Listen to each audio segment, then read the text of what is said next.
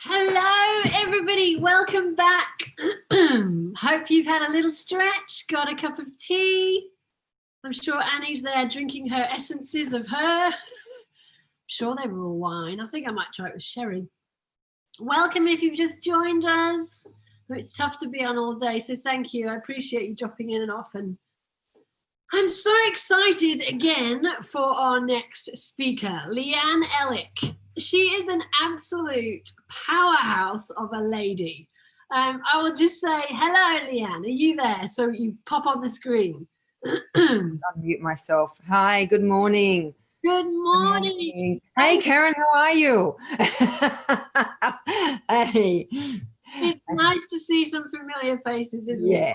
Always good. Right. So thank you so much for joining us, Leanne. Welcome. This is a very busy time of year, and you are an incredibly busy lady, as we will learn. So I really thank you, Camilla. She's just thanking us all for putting this together. So I just really want to thank you for being here. So everyone, when I came across Leanne, I was on the lookout for incredible women to speak at this summit.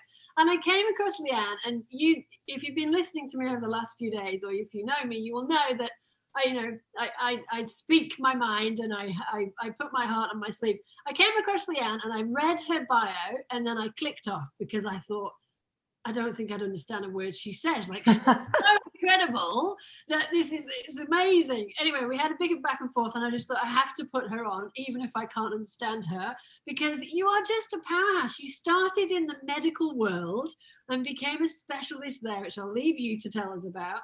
And then you decided you can actually make more of a difference if you kind of veer off into the business world.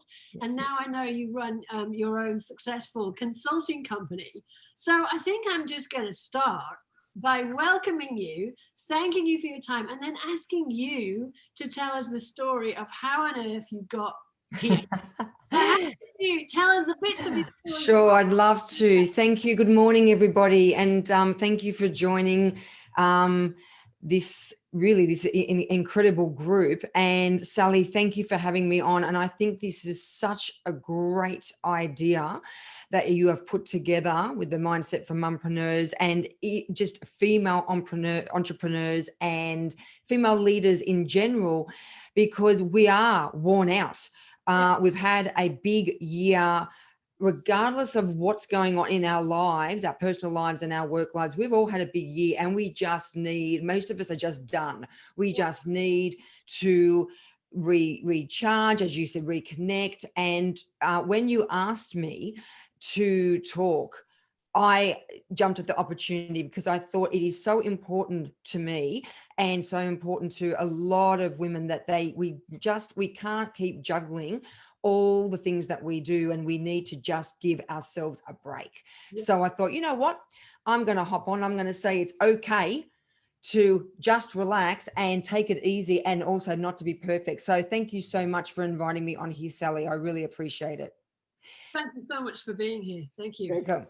So me, it is a little bit unusual. So my background is in medicine. I started university quite young at 16, and I went through medical school quite young, obviously younger than everyone else. Wasn't allowed to go in the school bar.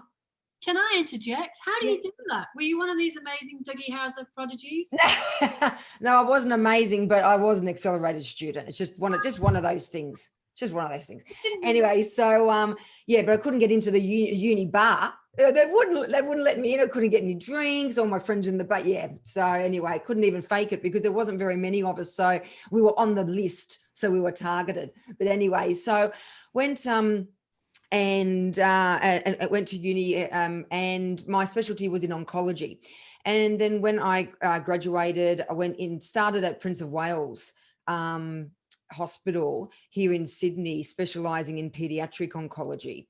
So working with little kiddies from, newborns essentially to about 18 years. And I did work with both adults and children, but mainly because Prince of Wales was a teaching hospital and it was connected to the children's hospital. It still is, although Westmead now has the bigger children's hospital. We used to get a lot of sick children with terminal illnesses, obviously. Most wouldn't survive. but we did our damn best to make sure they had the treatment and did the best they possibly could and be the best they possibly could be for their short little lives, and also to try and manage the family and friends and give them almost a quality of life too, so they could spend these precious moments with their children and with, you know, the little ones. So I loved it. It was very, very stressful, but yeah, I absolutely loved it. And I'm quite an emotional person myself, and I think in that kind of industry you need to be. You can't be hard-nosed. You need to draw a line. You need to have boundaries, but you need to have that compassion and that empathy, because you're dealing at a very emotional and almost personal level. So I love that. So I did that for many, many years, about 7 years. And then I moved to Liverpool Cancer Therapy Centre, where I was deputy director over at Liverpool. And then I got asked to join a company. They were a distributor, very large distributor, that specialized in medical devices, especially in oncology and quality assurance, and making sure that, you know, radiation was delivered properly to patients, and also the tools to deliver radiation to patients. And I thought, you know what, this is a fantastic idea. And I sort of was a bit isolated, because at that time, there wasn't really anyone in my industry that moved from the clinic and from that scientific and technical background into a business world and into that commercial, you know, industry. So I had no one to ask, no one to guide me through what to expect. Just put all my trust into the company that poached me, so to speak. And I did know them. I'd known them for a couple of years. So, you know, I explained to them that, you know, this is a huge step. But the reason why I did it was because you're only as good as the tools that you have. And Prince of Wales, we had some fantastic equipment, but that was limited. At Liverpool, where there was no pediatrics whatsoever, we were then limited even further with the amount of tools and machines and you know, equipment and knowledge and expertise as well. It goes along with that. And I was like, you know what? There's so much more that I could do to help people. And I know that sounds like, oh, you know, isn't she, you know, good? Isn't she a martyr? But that's not the point. The point is that I was so excited by the prospect of being able to help a large group of people with a terminal illness. And when they said to me, you'll be looking after Australasia, so all of Australia and New Zealand, I just jumped at the opportunity. And I thought, you know what, I want to have every single piece of technology at my fingertips. I want to have all the tools that I can possibly have right there in front of me. And then I can be able to implement, train, help these experts, and they are experts in their field, to do even a better job. And I go by my sort of slogan, and what I go by is think outside the box, because I always, when I teach this in part of my programs, all the cool stuff happens at the side. So everyone else has their blinkers on and everyone's going down the path and doing the same thing.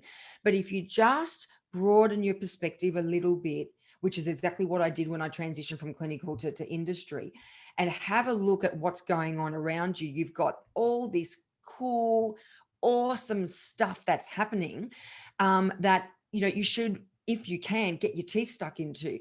And so that's what I did. And I wanted to make these great people extraordinary. And you know, they have the skill to be able to do that. And I wanted to be able to support that and help them along the way. And so I did that for about 16 years. And then I moved into an even larger company, actually one of the biggest companies worldwide, that manufacture oncology equipment. And I was an executive there, was director of sales and marketing and operations, and also stepped into the MD role for a little while, which I wasn't real keen on, because it was quite administrative, and I like to be out there in the field, see patients, see you know, build those relationships with the departments, and you know, really, as they say, roll up your sleeves and, you know, get down and dirty and get in the thick of it. And from there I moved. I've always had a consulting company bubbling in the background for years and years and years, but I lived on a plane, Sally. I was constantly on a plane. I traveled everywhere, traveled worldwide. I looked after a lot of hospitals and areas in Southeast Asia and Japan, Europe, and in the US. Did a lot of work in Silicon Valley, which a lot of where these companies are based and where the factories are. And I thought, I can actually step away from this corporate world and corporate America, so to speak, and do so much more and help so many other businesses that are not just in oncology, that are in the entire medical space. So in medical technology, in pharma, life sciences, health tech, biotech. And I thought, you know what, I've got skills and I've got a team that I can encourage a lot of these people that have, they are good at what they do, but to make them even better. And what I say is we bridge technology and business together. So we actually bridge that gap because you've got a lot of great people that are in technology, in the technology space, that don't know how to run a business or can't actually work out what they're doing at the business end, and vice versa. You've got these great executives that know how to run a business and they're really good and just do not understand that gem of a product and that skill that the business has, and mesh those two together. And that's what we do. In the meantime, I went to Harvard Business School. I thought, just for fun, just throw that in. And I did corporate finance. And I also then have recently graduated from Harvard Medical School, where I did genetics, genomics, and biologics. So just to keep myself a bit busy. So that's me in a nutshell. Incredible. So I think you all know what I meant when I came across thanks, Karen. Karen's giving me a clap. You're just an incredible woman. And yeah, Jenny said in the chat, 16 years in one of the jobs, because you look amazing too. I guess this is the advantage of being a dookie. I think that's the concealer. So you've got so much wisdom, so much knowledge. You've collected so much info on the way to business, in terms of medical stuff as well, of course. But what I really want to go back to, Leanne, because this summit is the Reconnect, Reset and Rejuvenate Summit. And I cannot help, when you mention pediatric oncology, for all of us mums, our blood goes cold. And I my eyes fill up just imagining stepping into a ward. And for somebody to be able to work there, I can completely get theoretically that you're doing such an amazing job at making a difference in the short, tragically short lives of these children and in their carers and their parents that are going to be left behind. I get that you can make a difference there, and maybe that's one of the things. But I'm intrigued by how on earth you cope with that incredibly stressful situation. Like, you must have, you were young as well, so out of uni, so not a lot of life experience with these life and death. This is your first experience. And intrigued by, and you stayed there for 7 years, I think you said. Yep. I mean, that's not just a work experience for 6 months and move on. Like, you were there. So I'd love to pick your brains and take you back there, because I think that you must have developed many strategies, whether you were conscious of them or not at the time, to be able to cope with incredibly stressful situations and to be able to help other people to cope with them. So I'd love to just get in there and pick your brains a bit, because I think that's going to help all of us here who are turning up because we've had a hell of a year. It kind of puts things in perspective. But I'd love to go back there with you, if that's okay. Yes, absolutely. Yeah. I mean, I was there for 7 years and I would have stayed there longer. I loved it. But dealing with the little ones is tricky. And I'm not going to deny that there were times when I went home and bawled my eyes out and just cried and cried and cried, because some of the situations and some of and we're not just talking about just the illness, we're also talking about the family background and the financial trouble that a family can get themselves into when they have a sick child. There are a lot of expenses. So you almost become a psychologist at the same time to the rest of the family. Yeah. So for me, it was important that I had really good support network. So funnily enough, initially it was my mum. So I just made sure that mum knew exactly how I felt. If I wanted to get upset, I could. She would help me talk it through. But the other thing is, and that's easy for me to say because I had a mum that would listen and I had a mum that would support me and help. And you're right, I was very young because I actually went through uni quite quickly too. So I was quite young when and I had to take all this on. For me, there are areas of escape. I played a lot of sport. And sport does stimulate a lot of hormonal releases. And obviously we talk about the endorphins and we talk about, it reduces cortisol as well, which is that stress hormone that not only as a woman does it make us anxious, but also, interferes with our hormonal pathways and we can gain weight, and especially for women going, through menopause as well, and premenopausal women. So, at that time I was young. That wasn't the point, but I'm just saying, just trying to lower those levels is really important to make sure that I was stable. And I thought also, if I don't look after myself, and if I can't get some kind of clarity and balance and equilibrium, I can't help these people. Yeah. So it was really important for me to try and de-stress and decompress. Definitely sport and being active. The other thing was I had a hobby. So besides I love fashion and being creative, I also like building things.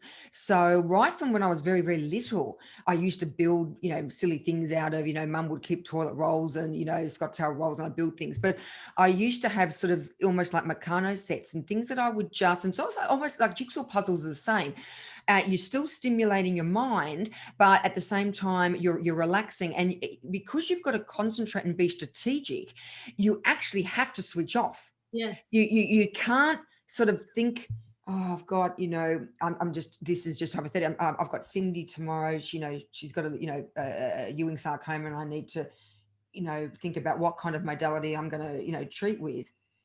You can't do that while you're trying to build something or you're trying to negotiate pieces or products or sections of things to put together. So I found being able to build, being able to strategically remove myself from that situation into another situation that was also strategic really helped me decompress. And it also gave me a sense of achievement. So some days I would come home thinking, and we would get, unfortunately, there were a lot, pediatric oncology has changed a lot, thank goodness, in the last, pretty much 10 years and beyond. When I was there sort of, 25 years ago, and the prognosis was terrible. Most of the children passed away. They really did. So I also had to deal with that, what I thought was failure. So there was a team of us that would treat these children. And I'm not just talking about just in radiation therapy, but the anaesthetists, if they're on chemo, medical oncologists at the children's hospital, the nurses, the play therapists, the psychologists, everyone. We just thought, well, we failed because we had done the very best we could, but that child hadn't survived. So there's something that we have done wrong, and we hadn't, but it's that feeling of failure and that feeling of, I'm worthless. What am I going to do with my next patient because I couldn't save this one? And that is really hard, once you're in that mindset, to come out of. So you've got to really understand that, it's not failure. You've done well, and you need to then protect yourself. So being able to set those boundaries, being able to take on tasks and hobbies, I cannot stress enough. If there's something that you love doing, do it and make time to do it. Even if you say, I'll get to that, or I'll worry about that later. Later's too late. You need to make a decision that you're not feeling well. And it's also important to recognize the mindset that you're in. So you need to recognize that you feel like a failure. You need to recognize that you haven't done well today. You need to recognize that you know, I'm not working at my optimum today. I just feel like crap. Recognize that and go, oh, you know what? I'm going to do something to actually try and alleviate that and that mental stress and that mental pain. And if there's something that you love doing, you do it. And that's what I did. And for 7 years and beyond, because even though I moved, you know, more onto, you know, adult cancers and then into industry, I was still dealing with colleagues that were upset and colleagues that had those stresses, as well as myself going into a clinic and having to deal with what I was seeing, even though I was on the other side, getting frustrated that a department would be able to do so much better if they had certain equipment, but they just couldn't afford it or they just couldn't do it. So, you know, this then went on and on and on throughout my entire career, and it does to this point, which is why I do what I do now. So that's the decompressing is a must. Even putting smells, our senses are heightened when we are stressed. So for me, I would burn something calming. Funnily enough, I actually burn eucalyptus oil a lot because I find eucalyptus has that sense of clarity and it's a bit sterile.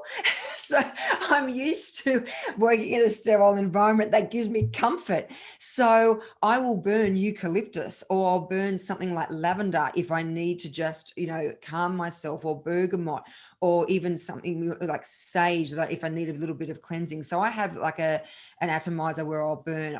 I'll read silly books. I'll read something that, you know, takes my mind away. Looking after my body. Diet is extremely important. Now, I actually do have quite a serious health issue. So for me, it's important that I get my diet spot on, that I'm, you know, eating lots of fruit and veggies, and that I've got a balanced diet. I am vegetarian.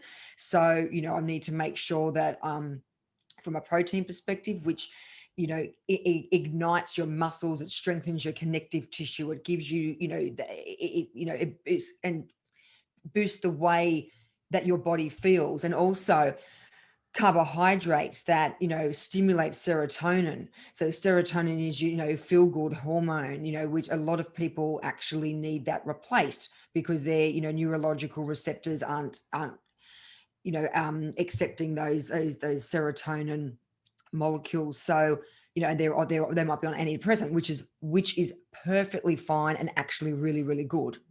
But if you can help your body and help your mind and stabilize yourself, you'll be in a much better state and in a much better way to be able to deal with any stresses that come your way. Yes. So much in there. Thank you. And when you started to talk, because so what I heard there, I'll just reiterate for people as well. Support network, number one. And you talked about your, you know, you could go home and just, you could let it out as well. So you didn't feel a need to go to the pub straight away. You're probably still 17, but no. No. And just drown it. And when you said, you know, finding escape, my mind was suddenly, you know, and then fortunately you said physical exercise, but I was thinking too, there must be a lot. I know this happens within the medical industry and any industry that's a stressful environment. There's a lot of escapism in not necessarily healthy things, right? So whether that's drugs, you know, prescribed or non-prescribed, whether that is alcohol, whether it is shopping addictions or gambling or sex or whatever it is that's there to fill a void of pain and suffering that we all do. So I love that you can have, and I guess your youngness probably helped you with this, that you probably already had that sports mentality going straight from school to uni to, you know, when we get older, we kind of have sometimes let those things go. So I love that you said physical exercise, and all of the hormonal goodness that it gives us too, and with that the nutrition. But going back to the support network, even if you know, you said you had your mum at that time, so one, you allowed yourself to feel the feeling and you got it out. Number two, you had somebody there for you. So even when we are going through stressful issues and we might feel alone, we don't need to have a massive support network, but we need to have one person that we can be ourselves with. my poor mother, when I was growing up, was that one person that I could just let everything hang out with. And I remember when my dad died, I remember her, and I was aware of the kind of helplessness that she probably felt in that moment. But what she did, which I still don't know if she knows how good it was for me, but she probably did. But I would go and be with my dad in the hospice every day and every night, and I would come home and she would just be there with me. I was a bit older, so she'd offer me a glass of wine and she'd just sit, and I would just offload. And not much had happened because, you know, by this time dad's in the hospice, and even if you haven't been having conversations, but you've just been sitting there, all of your emotions and your triggers and your trains of thought just need to come out. Yeah. So I think that's a really powerful message. If wherever we are, challenges come, just to have only need one person. And if you don't have one person, there are helplines that are there for that purpose. That's right. There's always somebody one reach away. So I think that's a really important point to make. Yeah, and it is important that there is one person. I mean, obviously there can be many people, but there needs to be a specific person that you can download to, because if you are telling multiple people, it actually dilutes the feelings and the intensity of what you're going through. And you need that, because if you can't get that out and you can't talk to someone about that, it's almost like you're sharing information. And when you're sharing it amongst a whole group, you're almost not healing yourself. So as great as it is to have a big support network, and even now I have a great group of girlfriends that I speak to when I'm down, and we obviously support one another, but there will be one that I lean on more than the others when the chips are down and they're really down and I am not in a good place. There is one person that I feel that I can speak to. I can offload everything. It's almost like vomiting all the thoughts that I have and all the feelings that I have, and it gives it credibility and value, because just because I'm feeling crap doesn't mean that it's not important. It actually is really important. It's really important to acknowledge it, and it's really important that you get that off your chest and you actually speak about it. Otherwise you can't heal and move on. It also needs to just balance your mind. If you can't speak about it, you won't then go, okay, I can now relax, I can move on, I can get on to the next challenge or get on to the next task. You've still got baggage. So you've still got baggage hanging around because you haven't been able to open the suitcase and throw all the contents out and go, right, I'm done. And now it's time to pack the suitcase for the next trip. I wish we were packing our suitcases, but anyway, pack our suitcase for the next trip and then move on. So it almost, when you're grieving like that, and when you're looking after your mind, it's almost a closure that you need to give yourself and allow yourself to have. Yeah, and I'd love to. I can't help myself. I teach. One of the things I do, I teach mindfulness and neuroscience programs in schools for teachers. And as a part of this, I end up talking about active listening. And I'm just going to throw this in here because it's really relevant. Because I've assumed we were lucky enough to have both, and I'm sure many other people are, but our specific examples that we've used, we both had a mother who was wise enough to know that they sit and their job is at that point to listen. So I'm going to throw in, when we're the listener and when someone comes to us and we're the support person, it's really, really, and this goes to your point you've just made about not having lots of people you tell the story with, and we'll come back to that. But it's really important when we are the support person to just be, see, and listen. It's not the time to go, oh, that must have been awful. Let me tell you about my stressful day too, thinking that we're helping that way, because there's such a difference, isn't there? And when the purpose of those moments of sharing is to get it out and be heard and be seen and be acknowledged for the pain we're in, because it helps our healing. So it's not that time, because a lot of us in other situations, we bond by chatting over traumatic experiences almost. And I don't think, we come from different, from medical background, from the psych mind background, but I don't think that's a healthy way to be necessarily, because neurally we're just wiring more of that stuff in. I think it's far more healthy that we just get it out and we kind of move on. As you said, we might still carry some of that trauma, but it's far more healthy than having a conversation about, which almost sometimes gets into as I said, bonding over those tough times, which isn't that healthy a thing. And coming back to the groups which you pointed out, to share with lots of people. Yes, I love that you brought this up, because it reminded me of the importance of our stories, right? So you share your story in a really empowered way. Somebody else who's been through the experiences you have gone through could still be, like an alternate Leanne, could still be traumatized from those things that you experienced and saw, and that could be their story, and that they could have gone in a whole different trajectory, and they could still be talking about how unfair the world and how awful the world is and all the atrocities that they've seen. So I just really want to acknowledge how well you clearly just do move through life, helping, seeing opportunities to improve and develop and keep moving us as a society even like forward with what you're doing in medical tech. But I want to throw that to the wider audience, that, to be careful of our stories, because we've all had a challenging time this year. And how now we're moving into the stage of looking back to learn, resetting, refocusing, be careful how we frame our story, because that's going to impact the future that we create when we move forward. So I'm just going to leave it there for now, but just to be conscious of the stories that we create from the challenges that we've been through.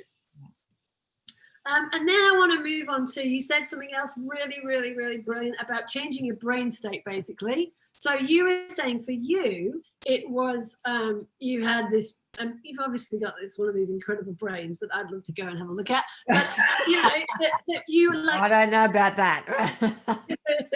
You liked building, and you said that you recognize that it took you out of the state of stress and into the state of creativity. And this is the thing, isn't it? We can't be in both.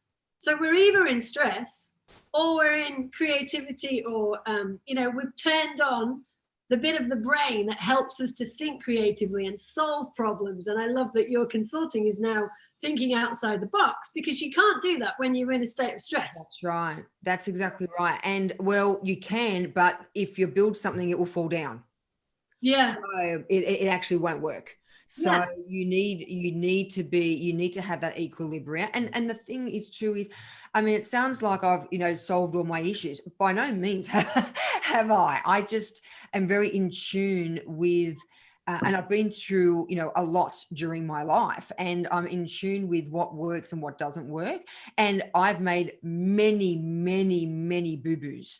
And, sometimes I just say, I just need to get a bottle, and I'll just drink. And there were times, earlier in the year when it was quite stressful, that I'd sit down with my girlfriend and we'd drink a whole bottle of wine. Now, for some people, that's like, oh, that's what we normally do. But for me, that's not. But, that's okay too. Okay, if you're doing it constantly, that's a little bit of a concern. But if it's a one-off or one here and there because, it does relax you, then that's okay. But I'm not endorsing, drinking alcohol whatsoever. But, you do what you need to do that is reasonable and that looks after your body and your mind. But you've got to be very, very careful. And unfortunately, and you hit on a really good point, Sally, about some people do fall through the cracks, and they will resort to, whether it's, drugs and, non-prescription drugs, mainly in these sorts of situations, and alcohol. And that's not a good state to get in. But that also means that someone is just so troubled that they need a different type of support and a different type of help. It's this, it's an escape. We all need somewhere to go. Yes. We can't do it on our own. And as much as I like to say that, I'm the boss and I can do whatever I want. I'm the boss of myself and you're not the boss of me. Actually, that's not true. We all need one another in some way to support in different circumstances. And anyone that says, no, I don't want that help. And I know that's something that you might bring up in a minute about it's okay to ask for help. No one's perfect. As much as we would love to be, no one is perfect, and it's okay to ask for help. And in fact, you're a stronger person if you do step out of that comfort zone and ask someone to help you. Absolutely, absolutely. I'd love to come back to something you mentioned earlier as well, because I think there's so many lessons in here for us all. You mentioned that you also had to deal with the feeling of failure. And I think that's really relevant for all of us this year too. It's relevant for women everywhere, anytime. Yeah. And I'd extend that to men too, but I think we have a harder time with it, with overcoming it. And I know, and I think we've had conversations before, and I think we share that it's a perception, right? So I'd love you to talk a little bit about failure, because as you said, I think the word you used was boo-boos. How are you and boo-boos? I'm not good. I really dislike boo-boos. I'm not great with failure at all. Now, I'm going to talk you through it a little bit, because failure is not bad. So that's number one. That's the first thing I want to say. Even though I struggle with it, and a lot of people struggle with it, a lot of high achievers struggle with it, that's also because we make a boo-boo of setting unrealistic expectations for ourselves.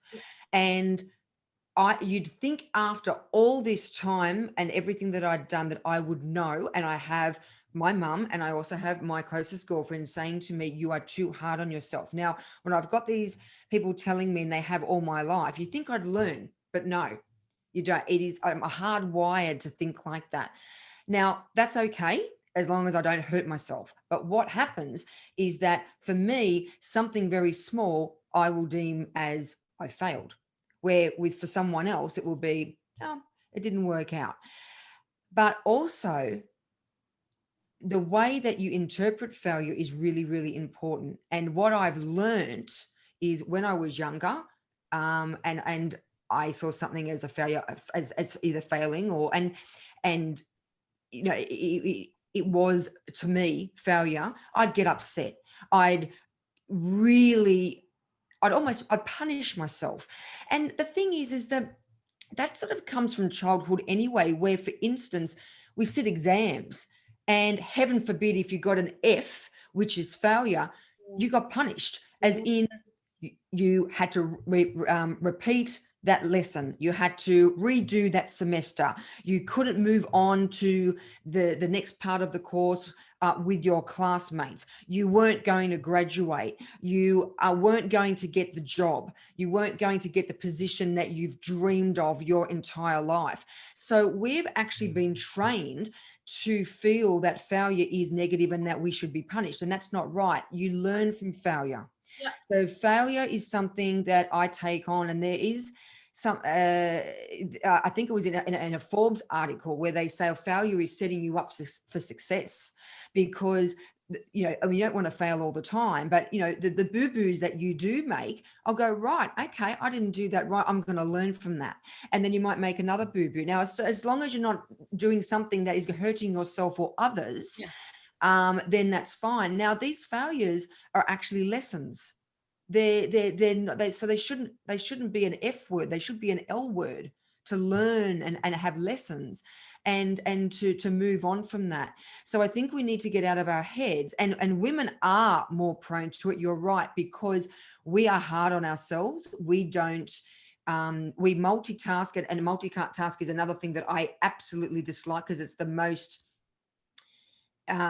unproductive method of working that you can possibly have, because when you're multitasking, you're actually not giving 100% to anything and achieving half of what you're trying to do. So, but we do juggle a lot, and we think that we are superwomen, and we are superwomen, but sometimes our cape falls off. We can't fly through the air like superwoman all the time. We have to hang the cape up from time to time and give ourselves a break. And that's also not failure. So rather than seeing it as a negative, and this is for myself as well, I need to practice what I preach also. rather than seeing it as a negative, you see it as, right, not happy with that. I could have done that better. Okay, next time I am going to do that better. What have I learned from this? And we need to change the way that we hurt ourselves psychologically. We need to put ourselves in a better psychological, safe environment, that it's okay to make a boo-boo. It's okay to fail, because we're actually going to move on and we're going to be better than what we were. Yeah, absolutely. To me, I mean, it is that reframing, isn't it? That you wouldn't get, you know, in your field of medical oncology, we wouldn't have the equipment we had now had we not started somewhere. That first, wherever we started, piece of equipment wasn't a failure. It was the first attempt.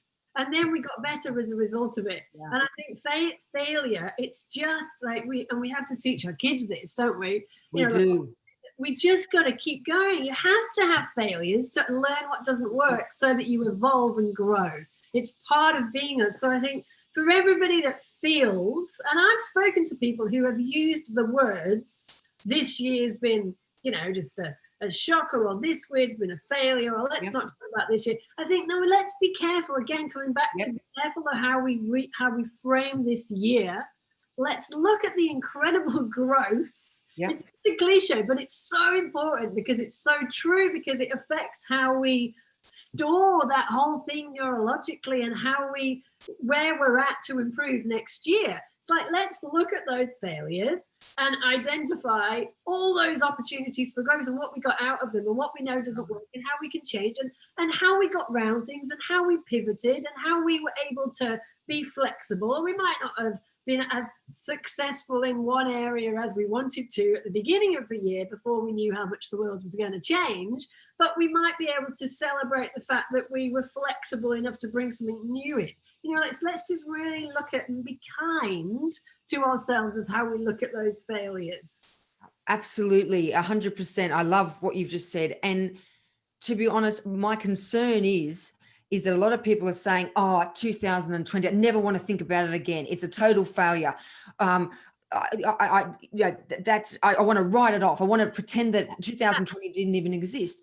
And what my concern is that it's going to be the 1st of January, 2021. Unfortunately, we're in the same position. So we need to change the way that we're thinking. And you know what? I'm looking at Karen right now. If it wasn't for now, Karen is a fantastic mentor and she's a great friend of mine. If it wasn't for this year, we wouldn't have never met. So I'm just giving that as an example. You've got to look at the fantastic things that have come out of. It hasn't been a failure. It's been a bit of a disruption. It's been a little bit of, it's taking you out of your comfort zone. It's been a bit of, got to think a little bit laterally. It's been a bit of think outside the box. It's nothing to do with, oh my God, I want it over and done with. I want to move on, because unfortunately, that's not going to happen next year. And, you know, if people have been watching the news in New South Wales, we've now got another super spreader that is in the northern beaches. Which is actually a real concern. And, you know, and they're obviously over in Europe, the US, it's just disastrous. So this isn't, and it's also coming from a medical perspective, you get the jab and off you go, everything's hunky-dory.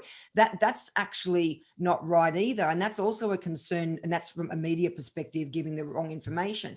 But look, me in the medical field, in the life sciences field, the innovation that has happened in the last 6 months has been extraordinary. Been talking to businesses and I work with a lot of startup companies that have had these ideas and they've decided this is a great time to start. And and Karen, actually, funnily enough, get off the bench, Karen, with your idea and just go for it. And people need to change their mindset and don't worry and don't resilient. We've seen resilience and we've also not seen resilience, and we need to understand that we're a lot more resilient than what we think we are. And I think as part of reconnecting, refocusing, recharging, resetting, I think we need to understand that we're pretty good.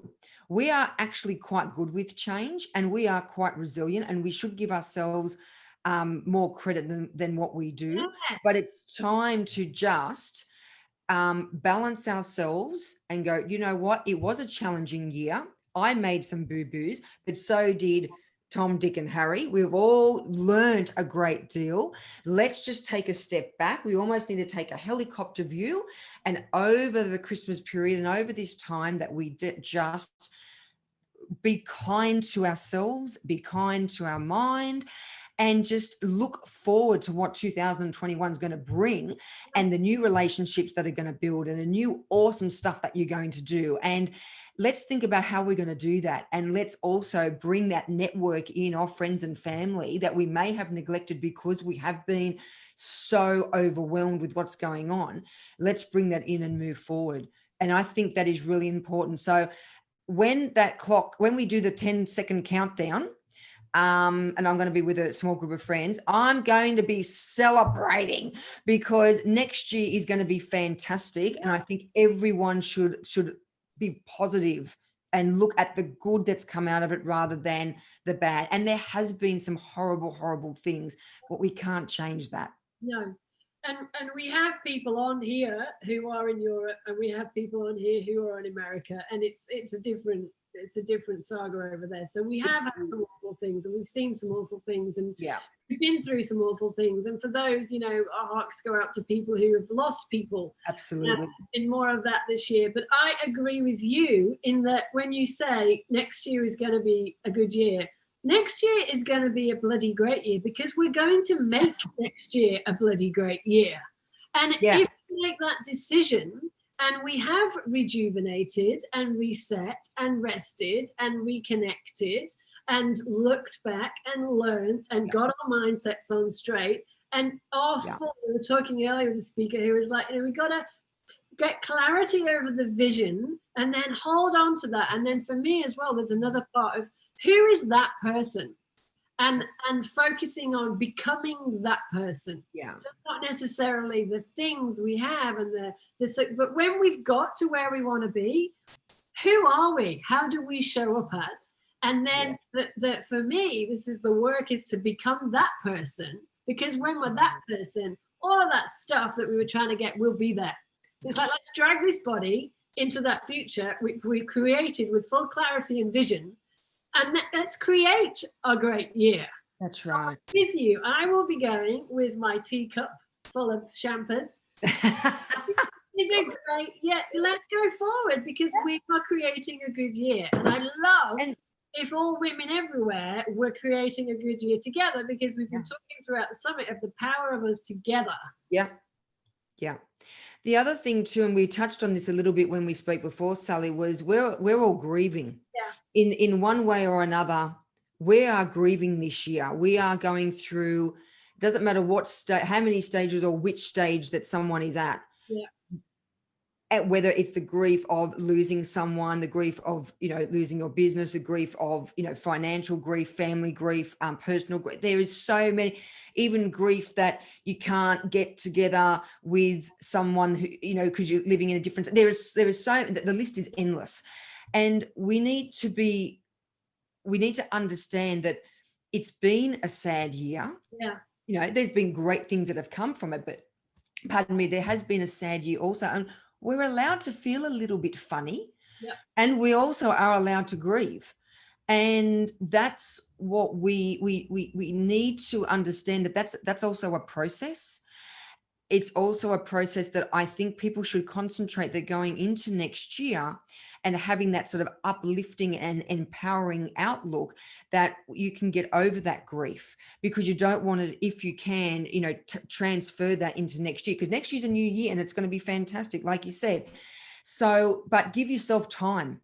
And I think this is important over this break, that we do give ourselves time to reflect on what's happened, reflect on where we are, reflect on the great relationships we've built, the people we have met, our support network, who we have also helped, because that gives you a sense of satisfaction, accountability, and wow, I actually am okay. I'm pretty good. And that's okay. And especially as women, we like to fix lots of things. We have that nurturing, maternal feeling, and we want to fix things and we want to make sure everybody's happy, but we need to make sure we're happy too. So going through that grief is fine. Yeah. Yeah, beautiful. And I could talk with you all day, Leanne. You're amazing. I'm looking at the clock, and I want to ask you the three things that I'm asking everybody, because we're on this summit and we're talking about, amongst many other things, we're focusing on reconnect, reset, and rejuvenate. So, Leanne, Yes. what or with whom are you going to be reconnecting with these holidays? Okay, so I will definitely reconnecting with my family. My mum, my dad, and my sister. I haven't seen them for a little while. They don't live too far away, but we haven't spent a lot of time together just because of things that have happened. So I'll be reconnecting with them. I actually want to also reconnect a little bit more with my husband. So my husband's a journalist, so he's quite busy. He's a sports journalist. He's quite busy at the moment, he's actually been busy the whole way through. And there's been, ups and downs in our lives as well, with everything that's happened this year. So I want to reconnect and actually spend more time with him. And I also am going to reconnect with my puppy dog, because I haven't actually taken Ruby for a walk. My husband does, but I actually haven't walked Ruby for months. And she is just the most precious little thing. And she is like a fur child. And I need to give her some extra special time. I am with you there. In the weeks leading up to this summit, my dog Nala has been like this. Oh, no. And I usually walk her every morning on the beach. We also have not been for weeks because I have not had that morning time because I've been in meetings. So thank you. Yeah. I am going to do the same. Nala, yeah. The time's coming. All right. Resetting. What or how or where or what are you going to be resetting these holidays? I'm going to be resetting my exercise routine. So I've actually stopped walking at the moment because I've been really, really busy. So I do walking and boxing and Pilates. Wow. So I'm going to, get that sorted and reset my, my process of and schedule of exercise. I'm also going to reset my mind with my business and how I'm going to be operating next year and who I want to be involved and who I'm going to be partnering with. And I just want to reset from a business perspective. Doing it over this break gives me clarity because I haven't got the rush of everything going on. I can sit down and have a proper think and reflect on what I've done, what I've achieved and where I want to go. So I'll be resetting there. Did you want a third one? Throw them all in. Yeah, sure. Okay. And I also might reset. No, I'm going to leave it at those two. I'm going to leave it at those two. They're important. Well, the third question was, how are you going to rejuvenate other than your ridiculous exercise regime, which is made take time off. So take time off, clear my mind. I've started using something called Insight Timer. I'm not a great sleeper. And so I want to make sure that I start getting into a routine of using this app to help me go to sleep. I want to try and rest my body and just take a massive step back and appreciate everything that I have, everything that I've done, the people that are in my life, the people I have met, the fantastic relationships and friendships, and just, the world really is, I know it doesn't seem like it, but it is a great place. Yeah, beautiful, beautiful. Leanne, thank you so much. Thank you for your time. Thank you for all you do in the world. I mean, amazing. You're improving, what you do is so important, right? It's a whole other conversation really about the importance of that and the world we're in and all of that. There's so many other things I want to delve into your mind about, but thank you for your time today. Busy time for you at the moment, running a busy consulting schedule. Where can we find you? Where's to keep in contact with you? Yep. So my website is my name, LeanneElichConsulting.com. I'm on LinkedIn. as Leanne Elich. I'm also on Instagram as Leanne Elich. They're the main three places that you can find me. And if anyone wants to send me a message or reach out, please do. And always happy to use my ears and listen to those who need it. Thank you. And we'll be sending all your information out as well, Cool. where we can find you, but just wanted to put you on there too. Great. And thank you so much. And I wish you the most amazing, rejuvenating holidays. And I'm sure we will chat in the new year and continue to change the world and make a difference. And you've inspired so many women and helped so many women today. So thank you. I hope so. I hope so. And I just want to thank everybody and also wish everyone a very Merry Christmas and happy holidays and safe, safe travels. And you know what? Happy New Year, because it's going to be fabulous. It is. It is. I should have got a popper. There's still time. Those huge ones that you set off at New Year. That's right. So thank you so much. Thank you, Leanne. Thank you. Please stay on if you can. We've got the amazing Jodie coming up next, who I see. Hello, beautiful. I'm so excited you're here. I am going to encourage you all. You know that I do this. You know, it helps your learning and integration. I'd love you all to just write what was a takeaway from having listened to Leanne. She's just given us so much inspiration and wisdom. Just spend a bit of time thinking in your grey matter, what's one takeaway that you got? What's something that's going to change in your life as a result of hearing Leanne for an hour? Write it down in the chat box. And then we've got 4 minutes, and I'm going to encourage you, after you've written your take-home message there, I'm going to share some now, to just get up, stretch. I'm going to turn the camera on. I'm going to run around the garden, possibly at an amble, but I'm going to go outside and walk. I'm going to make some more tea, and we're going to be back here fresh and ready to go in 4 minutes. So whilst, before I do that, I'm just going to read you what we've got so far, Leanne. So my take-home message from Leanne: recognize and alleviate and take the moments, don't put it off. So when you were talking about, if there's something you love to do, do it now. Like, tomorrow's too late. Change your state. Thank you for the reminder. The support person is incredibly important. Such helpful information, Leanne. Great. Thank you so much. Thank you for your wisdom, kindness, and vulnerability. Thank you. Thank you. Lots of thank yous and love yous and thank you and love you all. Yeah. To do more of my hobbies, Karen says. Yes. Make the choice to have a great year in 2021. Thank you, Joes. And take a step back. Thank you, Jen. Yeah, also important. And that's a good point, because it is your choice. It is your choice to be, empowering and uplifting and actually, go, yes, I'm going to do this. And it's also your choice to go, nah, what a terrible last year. I'm just going to sit here. But you're not going to propel yourself into goodness if you do that. Agree. And that's why it's important to look back, gather relevant information and useful bits from the past. Yeah. Be clear on what it is so that you don't drag the past into the future. Bring the useful things in and then set a fresh vision. Let's go fresh in 2021. So yes, thank you so much. Right, back here in 2 minutes, everyone. Go run around the garden. See you soon. Lots of love, Leanne. Thank you. See you. Bye-bye.